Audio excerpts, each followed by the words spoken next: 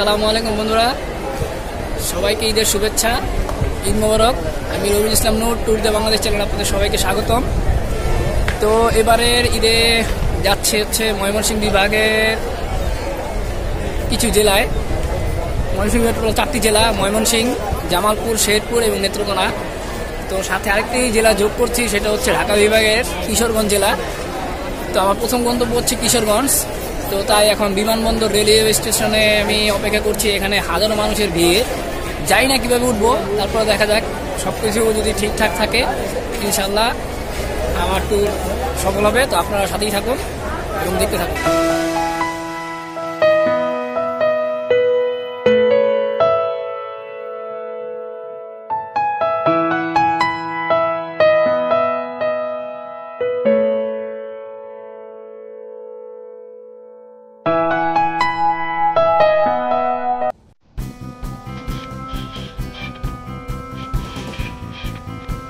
ঢাকা থেকে কিশোরগঞ্জের দূরত্ব হচ্ছে 120 কিলোমিটার।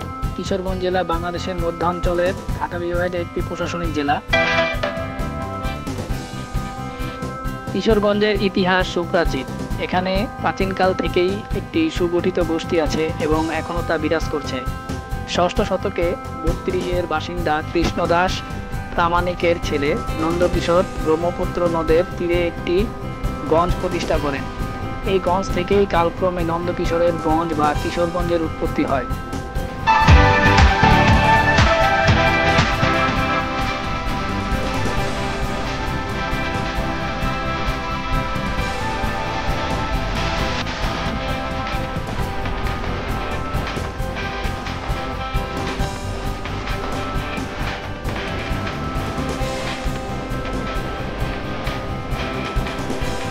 বন্ধুগণ, 3.5 ঘন্টা পর এসে পৌঁছালাম কিশোরগঞ্জ। এই যে দেখতেই পাচ্ছেন নেম প্লেট।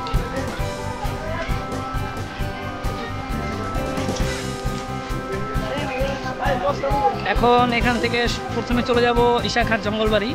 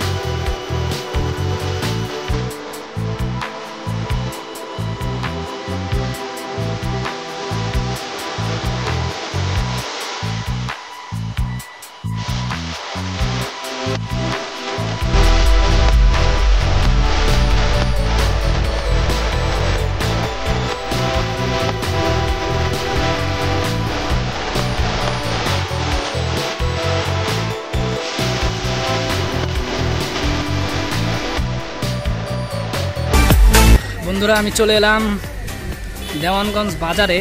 তো এই যে ব্রিজটি দেখতে পাচ্ছেন, আর এখানে এই মোড়, এটাই বাজার। এই যে বাজারের এই দিকটা হচ্ছে আপনার Jangalbari.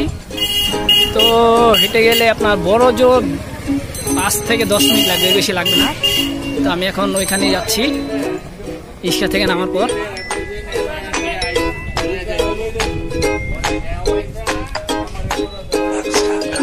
Right, then slight left.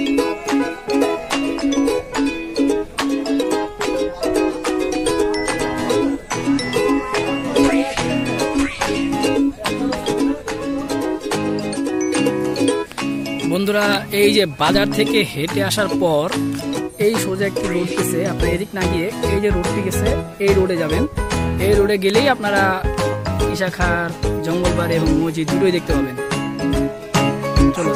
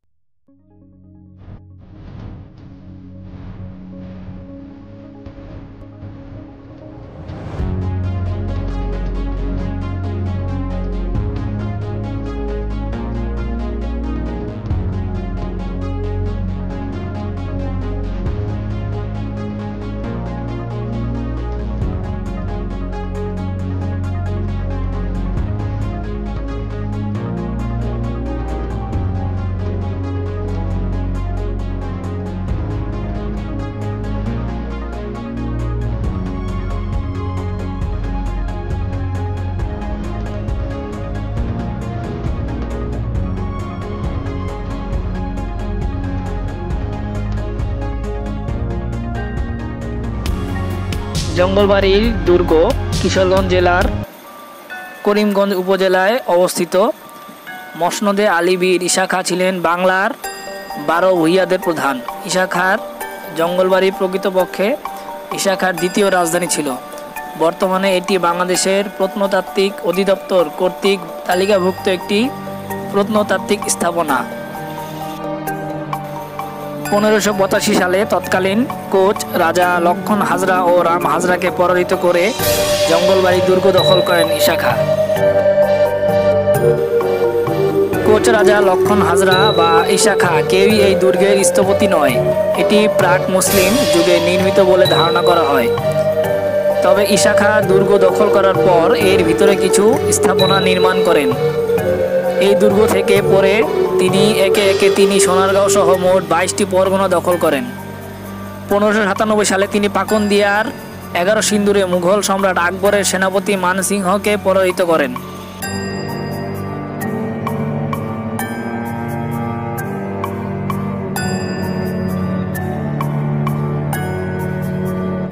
Jangalbari তো ঘোরা শেষ, এবার চলুন ঐতিহাসিক শোলাকিয়া ঈদগাহ ময়দান ঘুরে আসি।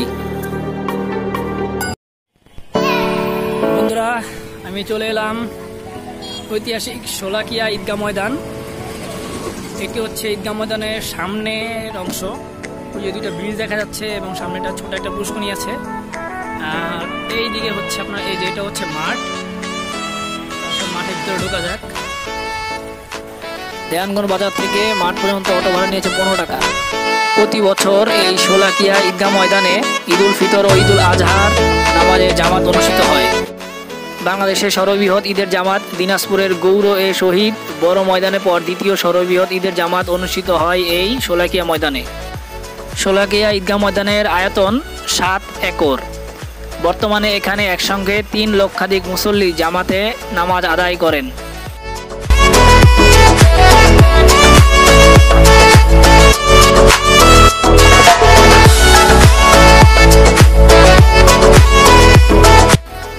ঐতিহাসিক শোলাকিয়া মাঠ ঘুরে এখন মাঠের সামনে থেকে রিক্সা নিয়ে চলে যাচ্ছি ঐতিহাসিক সেই পাগলা মসজিদের দিকে। এই মসজিদটির অবস্থান কিশোরগঞ্জ জেলার সদর উপজেলার হারোয়ায়। শহরের পশ্চিমে নরসুন্ধা নদীর তীরে মসজিদটি অবস্থিত।